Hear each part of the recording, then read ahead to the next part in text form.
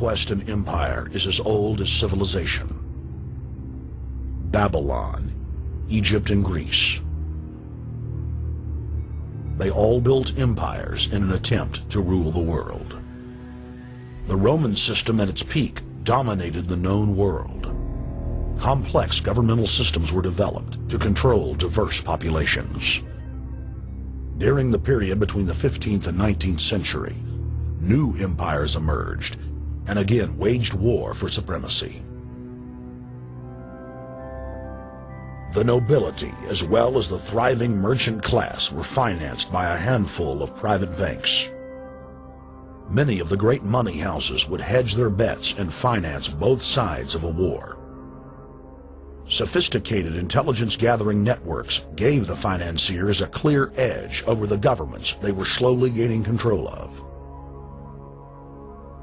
On the 18th of June, 1815, agents of the British arm of the Rothschild family looked on as Emperor Napoleon Bonaparte fought desperately to save his army from the jaws of a British-Prussian pincer attack.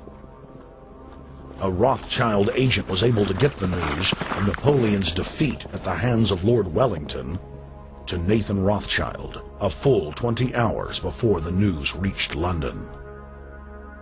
Nathan, the head of the British arm of the Rothschild family, put out the rumor to the London Stock Exchange that Napoleon had won the war. Stocks plunged by 98%, and Rothschild was then able to buy up the entire British economy for pennies on the pound. When the news of Napoleon's defeat finally arrived, stocks soared. Britain was now the undisputed ruler of Europe, and Rothschild ruled England.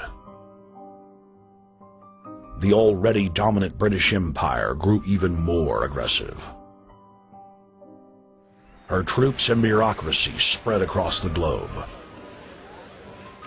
The sun never set on Britannia's holdings. The banking cartel funded, in fact, since about 1800, they have funded both sides of almost every war. And of course, they're getting the interest off of the loans that they've given the various governments and the wars that they have actually helped stimulate and create. By 1900, Germany was a rising force and a leader of the Industrial Revolution. World War I, for instance, there was absolutely no reason to have World War I, except that it was an ideal opportunity for the banking cartel to make a pile of money by funding both sides of that particular war. On June 28, 1914, the heir to the Austrian-Hungarian throne, Archduke Franz Ferdinand, was assassinated while traveling in a motorcade.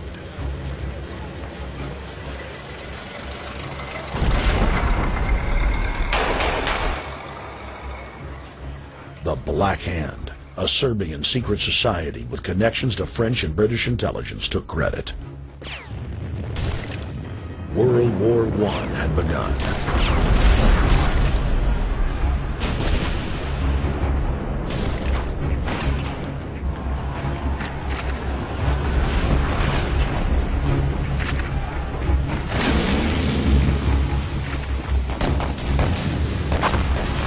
Armaments companies financed by Rothschild-controlled banks in Germany, France, England, and Austria bankrolled all the factions.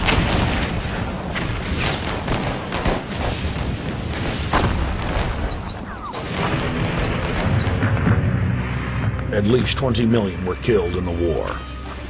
It was a conflict so terrible the people vowed to never fight again.